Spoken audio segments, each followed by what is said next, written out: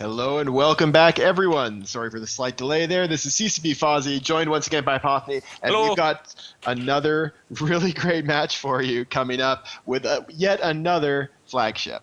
And this is a very unique flagship. Quebec United Legions have brought the one, the only flag foon in this entire tournament. Flagfoon, I love that name. And we have like an insane setup from both sides that I don't think we're going to see these two types of teams fight each other ever again.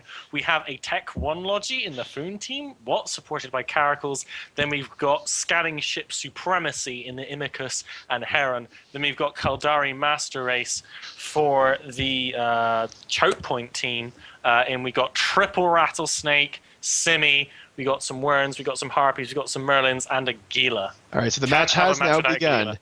These Typhoons are cruise fit, so they're going to be trying to kite out to long ranges, get far away from these rattlesnakes, stay out of the range of their drones. That's not going to be too impossible, I think, but we'll have to see. Like it is Wardens and Bouncers drop, so it looks like Quebec United Legion is wise to the kiting strategy. They've brought long range drones. Absolutely. So it's very strange ranges here. We've immediately got the MJDing Rattlesnakes on top of the team of Quebec United Legions. That first Rattlesnake is taking a lot of damage. Simi needs to get in rep range and start wrapping it up. SGX getting into low shields, but it looks like he's starting to do okay. The Typhoon of the Corrupted taking damage as well, but the Crow of Mansera and the Harpy. Ooh, the Crow of Mansera goes down. Yes, a Crow, however, not going to be that big of a loss for them. It's that Foon that they need to keep alive, and he is tanking really, really well. The Rattlesnake for Sergeant Saint is into armor now. He is going down. He's pulling back a bit, but this initial jump in with the micro jump drive is a daring strategy, but it's looking like it's not working out yet for the Quebec United Legion. Sorry, for the armor. Starting to get a few reps on it, but it's just not enough. Another frigate goes down for the Quebec team, but they need that Rattlesnake. You can lose all the frigates you want, but if you lose a battleship, that is a big critical chunk of your DPS going down. Yes, Quebec United Legion's Typhoons are just pulling right away from these rattlesnakes. They were taking a lot of fire, but they managed to get range, and there goes the Rattlesnake. Rattlesnake goes down, shortly followed by the Corrupted in a Typhoon, though. It is not the flagship Typhoon, but if they can get that battleship down, that will even the tides quite nicely. The Caracal as well of Francis taking a lot of damage. Damps going on across the field. All right. Bouncers doing insane damage. So very importantly, all these Typhoons are huddled around one of there's Corrupted goes down. They're huddled around a micro jump unit. So they are at a place where if they're not scrambled, they can at any point launch themselves 100 kilometers away. So we're going to see if they try to take that to their advantage. Stigris's Typhoon, again, not the flagship. This is the remaining non-flagship one, is taking a lot of shield damage, but he is sitting right beside that micro jump drive. Yeah, fire across Quebec seems pretty split. They've got both their Caracals and the Typhoon taking damage.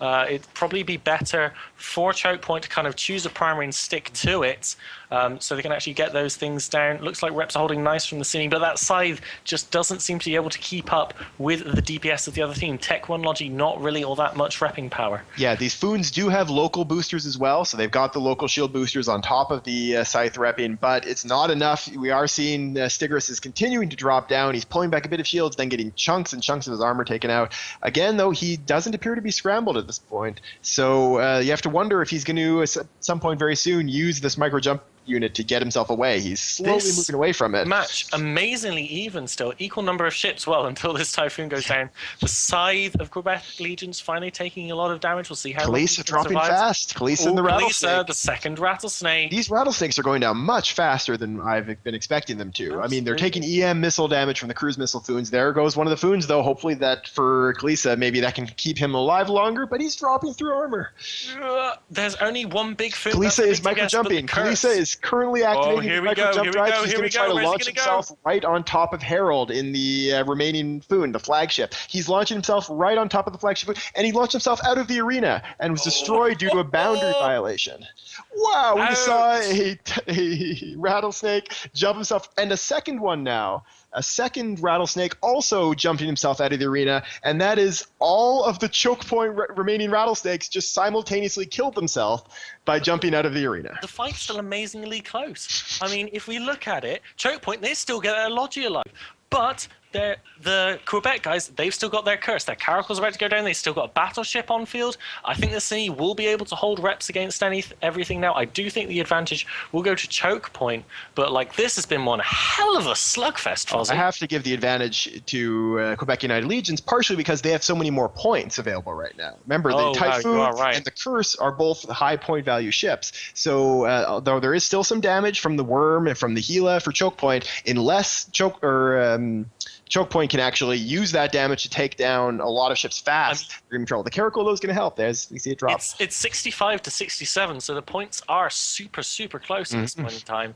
Yes. It's just a question of, where can they gain these extra points? They're now going for those low tank ships that they know they can get off field. You've got the Imicus going down, the Harem probably going to follow. Looks like the Gila is taking a lot of damage, but that Simi is just, holding reps fine. So now the Gila... the Worm! Worm of Devils. Oh. The Merlin. Oh, wow. There they go. Whoa. That's going to make it much harder now. And now the choke point guys need to take down the Curse to be able to cut back up on points. And although the Curse is taking a lot of shield damage, so is Hornen's Gila. That's going to be the points race now here, is which one of these two is going to die. And right now the Gila is going down faster. This is so close. The Gila is going down fast. No damage seems to be being applied to the Quebec Legion yet. This is as close as a match could get. This is essentially a flagship Typhoon and a Curse by themselves because the Heron isn't doing much in this fight. Quebec are winning on points at the moment. They've started going after the Simi, but with that Imicus going down as well, that's going to make it closer. The Simi's in half shield. It hasn't boosted yet. The Gila also taking damage. That Curse is neuting, just doing wonders for the Quebec Legion. Both teams fighting tooth and nail with their final ships. Yes, I mean, at this point, we still have a couple of minutes left in this match. I have to give the advantage to Quebec United Legion because of that flag food. It's still dealing a lot of damage. We're seeing the damage that it's able to apply to this Gila, and it's also not going to go down very quickly. But Gila's bleeding armor, though. Into armor now, yep. It's only a matter of time, I think. This is going to be an incredibly close match. This is one that almost definitely would have gone to choke point if they hadn't boundary violated 2 rattlesnakes. Oh, that's got to be a bad feeling. Yes, that has to be just one of those. Poor line. That Gila's reps not holding. They launched in the direction I think they wanted to launch because they were launching towards Harold's Typhoon. They decided, let's launch ourselves towards Harold. What they didn't realize was that launching in that direction would put them past Harold out of the arena. It was just a simple, I think, miscalculation on their ranges. And it cost choke point the match because, I think they very easily could have taken this match otherwise. As we see, the Curse of Scimitar is... Curse and the Gila so close to dying. If that Gila can somehow survive, then... the Simi's not under cap pressure there's no way he's going to survive. He's in such close start. There he goes. And that's going to seal it at this point. It's a Typhoon versus Scimitar and a Merlin. There's no way that the guys on choke point are going to be able to pull it back at this point. I mean, what's the points here? What's the points?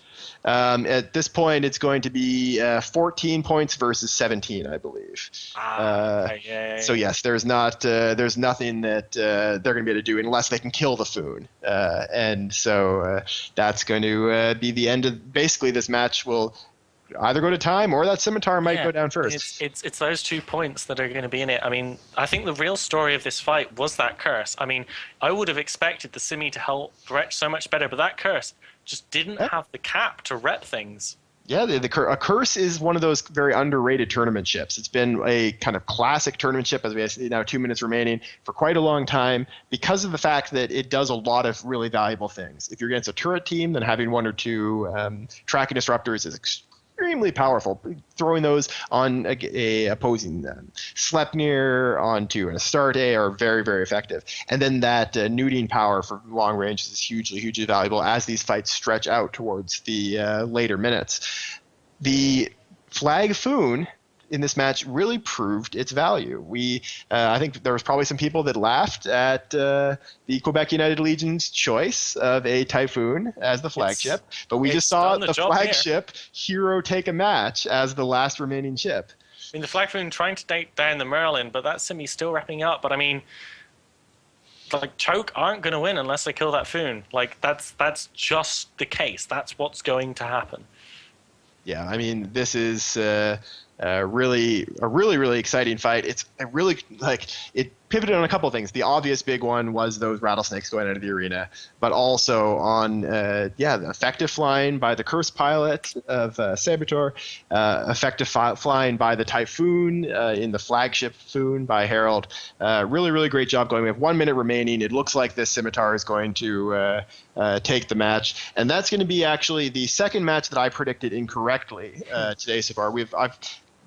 All of us here at the office have a little sheet where we've been making guesses for bragging rights of who's going to win. And I correctly predicted Clockwork and Exodus, but I've been wrong on Affirmative and Choke Point so far. See, I had the wisdom to not predict victors, because that way I can't be wrong and Yes, be and then you laughed can at on explain Reddit. hindsight. Oh, I knew that. Of course I knew that. Of course. Yeah. That's exactly how you do it.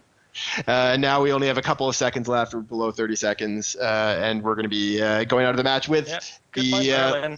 Merlin going down at the end, and that is the match. Great job to Quebec United Legions, especially to their flagship pilot, Harold. That was a very exciting match, and incredibly large amount and effective amount of use of these flagships so far in this tournament. And this will be Quebec, their first win in tournament history. They were in ATXII last year.